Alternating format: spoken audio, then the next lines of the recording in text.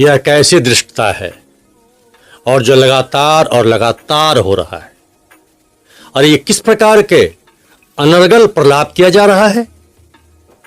यह कैसी गिरी मानसिकता है जो हिंदुओं को बार बार जलील किया जा रहा है। और तब तो दोष और बड़ा हो जाता है जब ऐसे लोग जो समाज और देश की बागडोर थामने को आतुर है। कौन सा धर्म सीख कर यह आदमी आया है जो दूसरे धर्म को गाली देने का सीख देता है। और पीड़ा तो तब और बढ़ जाती है जब लोग स्वार्थवश मौन समर्थन देते हैं। क्या हिंदू धर्म नहीं है? अभी अभी खबर आ रही है कि सनातन धर्म को मलेरिया, डेंगू और कोरोना जैसे मच्छरों से तुलना की गई है। सनातन धर्म को फिर एक गाली देने का प्रयास किया गया है। और किसने किया है मालूम है आपको? तमिलनाडु के मुख्यमंत्री M.K. स्टालिन के बेटे दयानिधि स्टालिन ने, जो खुद मंत्री भी हैं। और उन्होंने कहा है कि सनातन धर्म तो मलेरिया, डेंगू जैसे मच्छर के समान है, इन्हें साफ करने की जरूरत है, यानी कि सनातन धर्म को समाप्त करना आवश्यक है। मुझे तो वो भाषा समझ में नहीं आती, लेकिन जो लोग रूपांतरित कर रहे हैं जरा सुन ले उनको। கொசு, டெங்கு காய்ச்சல், மலேரியா, கொரோனா இதையெல்லாம் நம்ம எதிர்க்க கூடாது, ஒழித்து கட்ட வேண்டும். அப்படிதான் இந்த சனாதனம்। और सुना है इस बयान का समर्थन और उनका बचाव आरजेडी के राज्यसभा सांसद मनोज झा जी ने भी किया है।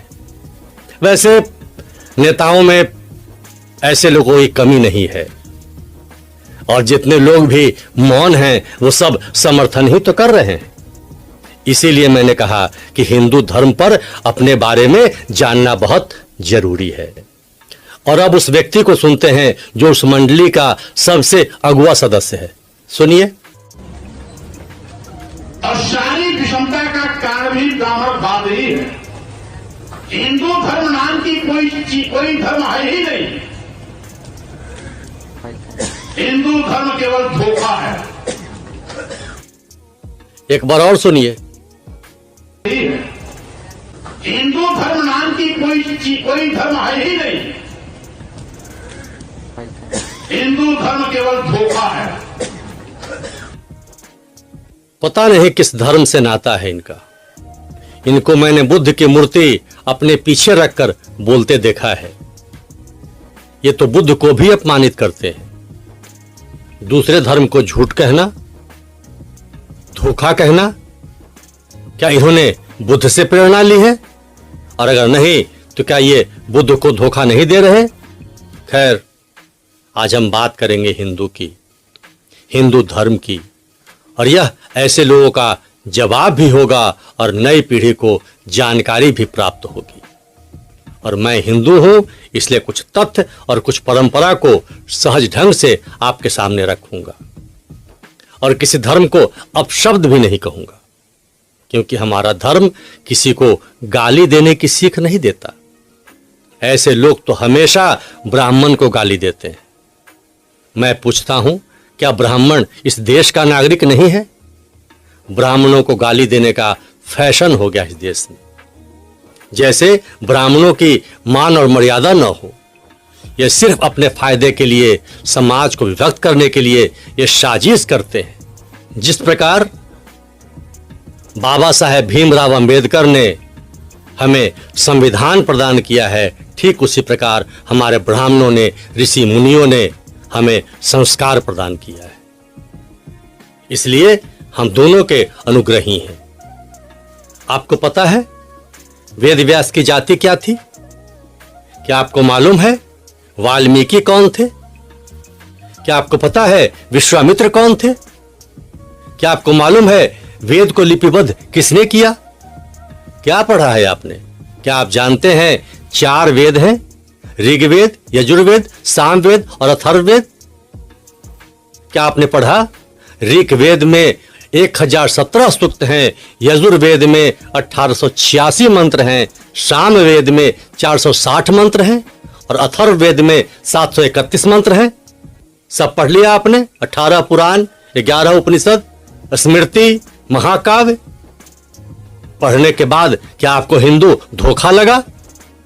लांछन लगाने से पहले इनकी जानकारी लीजिए, पहले अर्थ समझिए और तब बोला कीजिए। और नहीं तो मान लीजिए कि हिंदू वह महासागर है, यह सबको अपने अंदर समाहित कर ले चलने वाला धर्म है।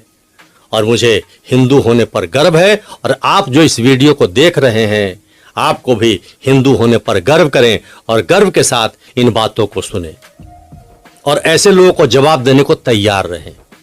तो सर्वप्रथम हिंदू कौन है? नमस्कार, मैं शैलेश कुमार, शैलेश की बात में आपका हार्दिक स्वागत है।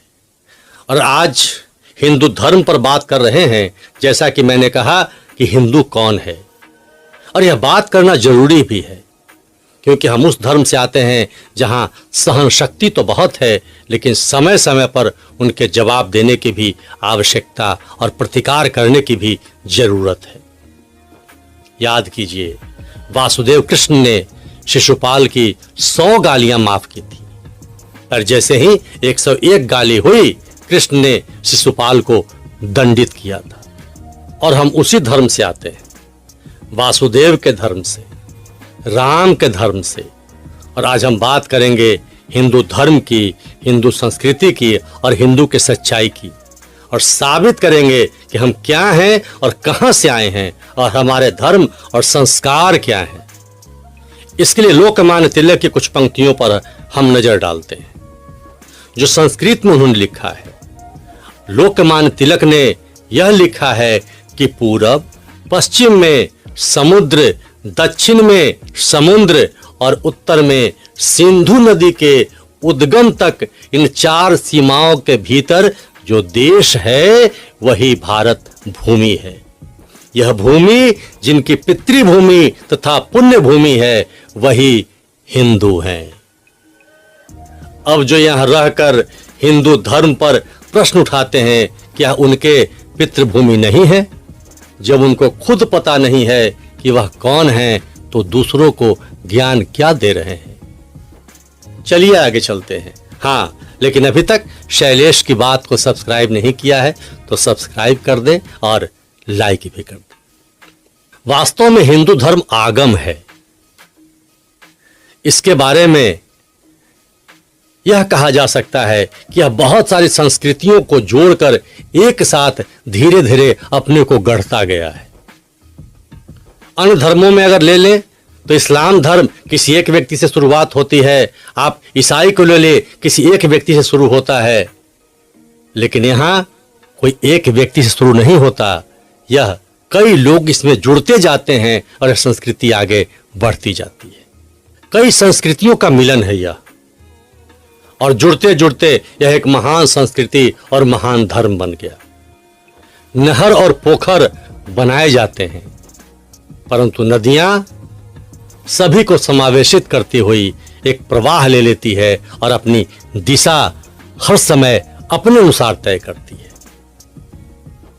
और आगम इसलिए हमने कहा कि इसका अर्थ यह होता है कि ईश्वरीय तरंगों के द्वारा ऋषियों के पास जो संदेश आए, उनको श्रुति के माध्यम से लोगों तक पहुंचाया गया और बाद में इसे लिपिबद्ध किया गया। और आज से 4000 वर्ष पूर्व वेद के रूप में सर्वप्रथम यह लिपिबद्ध हुआ।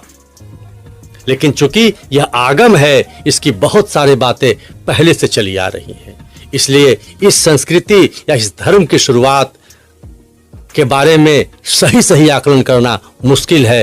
यह अत्यधिक पौराणिक है। यह कभी ईश्वर के मुख से, कभी ऋषि के मुख से अन्य संदेशें दे जाती है, जिसके कई पुस्तक आपके सामने विराजमान हैं। इसमें सिर्फ एक देवता नहीं है, बहुत सारे देवता हैं। कोई शिव को मानता है, कोई विष्णु को मानता है, और ऐसा नहीं, शिव वाले शिव की भी पूजा करते हैं, वह विष्णु की भी पूजा करते हैं, और विष्णु वाले विष्णु की भी पूजा करते हैं और शिव की भी पूजा करते हैं। माता की भी पूजा करते हैं, सूर्य की भी पूजा करते हैं, वरुण की भी पूजा करते हैं, कुबेर की भी पूजा करते हैं। और यहाँ तो अलग अलग विभागों के लिए अलग अलग देवता प्रतिस्थापित हैं। अगर आधुनिक काल में समझे तो पूरा मंत्रिमंडल है। कई देवी देवताएं, कई परंपराएं, कई लोग इसमें जुड़ते चले गए और हर प्रकार के लोग जो सिंधु में रहते थे वह हिंदू कहलाए, और जो धारण किया जाता है, जो नियम पालन किया जाता है, सब ने मिलकर एक संस्कृति को पालन किया, उस संस्कृति को अपने अंदर उतारा, वही धर्म हुआ। इस प्रकार यह हिंदू धर्म है, यानी कि सिंधु में रहने वाले हिंदू और हिंदू ने जो धारण किया वह धर्म, यानी यह हुआ हिंदू धर्म। बहुत बहुत धन्यवाद। जय हिंदू धर्म, जय सनातन, जय हिंद।